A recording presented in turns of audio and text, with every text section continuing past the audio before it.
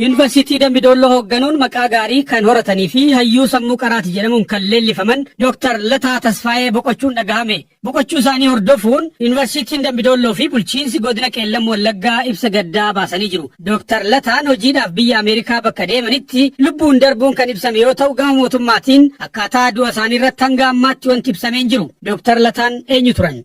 Waa'illi keenya maatii olaanaa hiriyaa isaanii obbo Barnaabaas Daani'el dubbisee jira. Ergi maastersii fudhatanii raatanii booda Walqixxee Yuunivarsiitiidha waggaa tokkoof barsiisan. Walqixxee Yuunivarsiitii utuma jiranii PhD argatanii Addis Ababa Yuunivarsiitii.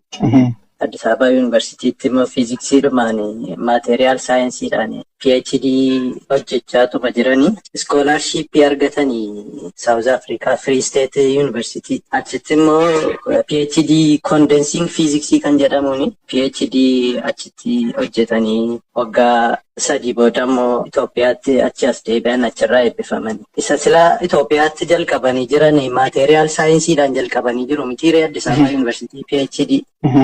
Achiis immoo daganaa fixanii PhD lamaanitu xumuranii jechuudha. Achi ergi eebbifamanii raatanii booddee Adaamaa Yuunivarsiitii akaadaamik riisarchar daayirektarii ta'aniitu qaxaramanii achitti hojjechaa turanii Adaamaa Yuunivarsiitiitti.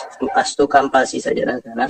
Dambidolloo Yuunivarsiitii vaakaansii pirezidaantummaadhaaf baasnaanii 2011 natti fakkaata dorgomanii raataniitu tokkoffaa ba'anii asitti pirezidaantii Dambidolloo Yuunivarsiitii ta'an. Utuma asii hojjechaatti jiranii dorgommii paarlaamaadhaa fi uummatii akka isaan dorgomanii fi uummata magaalaa Dambidolloo bakka bu'aniitu dorgomanii paarlaamaadhaaf achii darbanii miseensa paarlaamaa ta'anii isaa amma dhumaatti jiru kana jechuudha. Waggaa 5ffaan dhumaa jiramti. Achiis dalagaa pirezidaantii Dambidolloo Yuunivarsiitii ta'aniis dalagaa turanii akkas ture seenaa isaanii. PhD 2 qabu jechuudha. Yuunivarsiitii Dambidolloo pirezidaantii turan haala rakkisaa keessatti waan gurguddaa hojjetanidha. Waan sana irratti akka hiriyaatti waan beektu waan nutti himtu jira.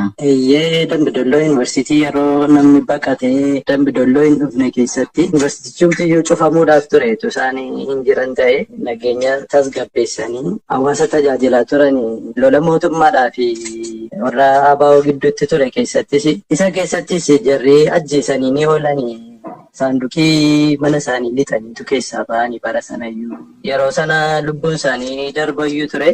Eenyu kan akkas godhe? Waraana warra bosonaa dhufanidha. Sadarkaa akkasii keessa darbaniitu dalagaa turanii yeroo namni biyyaa baqatee turetti.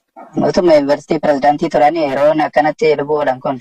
Eeyyee. Ofii wallaaleen kaleessanii badaa of hin barree ofii wallaalee dhibee sukkaaraa wayiin qabaa sukkaarri kun naannoo 550 keessa nagalee of wallaaleen ture badaa of hin beekun ture sammuudhuma koo amansiisuun dadhabe sammuu kootu na amanuu dadhabe. Maatii horataniiru ijoollee meeqa qabu? Ijoollee durbaa 2 qabu. Tole baay'ee galatoomii Barnaabaas jajjabaadha.